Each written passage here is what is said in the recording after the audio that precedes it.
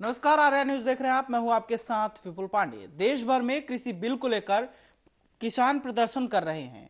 किसानों को लेकर प्रधानमंत्री नरेंद्र मोदी ने मंगलवार को अपने गुजरात दौरे के दौरान एक बार फिर पर बात करते हुए किसानों के ऊपर कक्ष में पीएम मोदी ने अपने संबोधन में कहा कि विपक्षी पार्टियां किसानों को गुमराह करने की कोशिश कर रही हैं।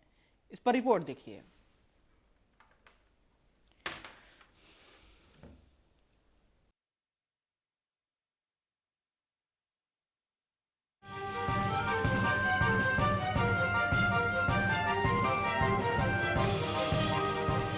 प्रधानमंत्री नरेंद्र मोदी ने मंगलवार को अपने गुजरात दौरे के दौरान एक बार फिर कृषि कानूनों के मसले पर बात की है। कच्छ में पीएम मोदी ने अपने संबोधन में कहा कि विपक्षी पार्टियां किसानों को गुमराह करने की कोशिश कर रही हैं।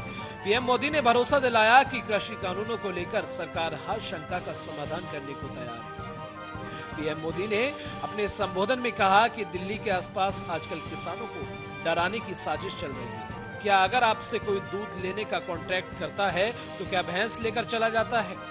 जैसी आजादी पशुपालकों को मिल रही है वैसी ही आजादी हम किसानों को दे रहे हैं। कई वर्ष से किसान संगठन काफी मांग करते थे।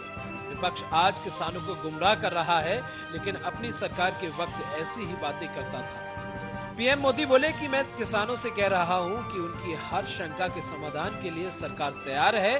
किसानों का हित सरकार की प्राथमिकता है।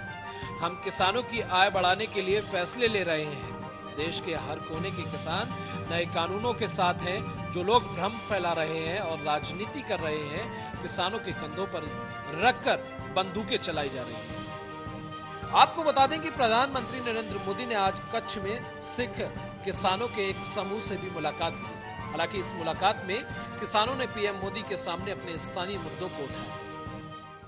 दिल्ली के आसपास किसानों को भ्रमित करने की बड़ी साजिश चल रही है। उन्हें डराया जा रहा है कि नए कृषि सुधारों के बाद किसानों की जमीन पर दूसरे कब्जा कर लेंगे। पीएम मोदी ने कहा कि आज सरदार पटेल का सपना पूरा हो रहा है। पीएम मोदी ने कहा कि अब कच्छ में दुनिया का सबसे बड़ा हाइब्रिड एनर्जी पार्क बन रहा है। जितना बड़ा सिंगापुर और बहरीन का है, उतना बड़ा ये पार्क है।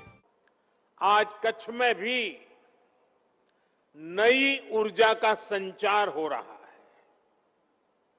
सोचिए, हमारे कच्छ में दुनिया का सबसे बड़ा हाइब्रिड रिन्यूएबल एनर्जी पार्क, और ये कितना बड़ा है? जितना बड़ा सिंगापुर देश है, बहरीन देश है, लगभग उतने बड़े क्षेत्र में कच्छ का ये रिन्यूएबल एनर्जी पार्क होने वाला है। अब आपको अंदाज आता होगा कि कितना विशाल होने वाला है।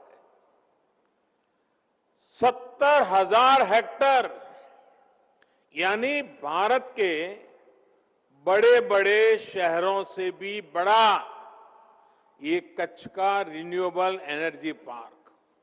पीएम मोदी ने कहा, ऐसे फैसलों के कारण क्लीन एनर्जी के क्षेत्र में हिंदुस्तान की जगह लगातार सुधर रही है। पीएम मोदी बोले कि कच्छ ने न्यू एज टेक्नोलॉजी की ओर बड़ा कदम बढ़ाया है। पीएम मोदी ने कहा कि इस पार्क का सीधा लाभ स्थानीय किसानों को होगा। तो वहीं पीएम मोदी बोले कि पहले कहा जाता था कि कच्छ में विकास नहीं है। पहले यहाँ अफसर पोस्टिंग नहीं चाहते थे, लेकिन अब सिफारिश करते हैं।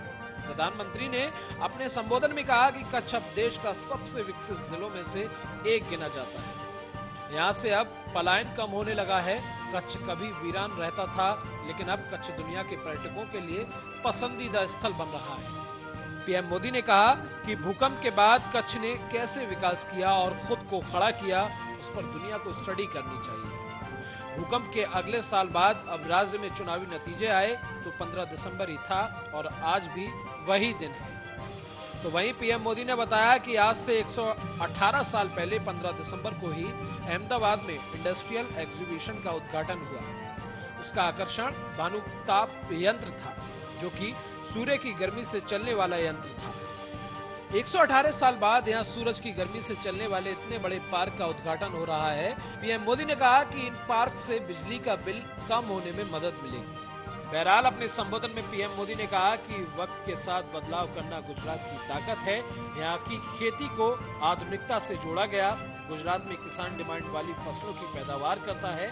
पीएम मोदी ने कहा कि डेयरी और अन्य सेक्टरों में सरकार टांग नहीं अड़ाती। Special desk RN।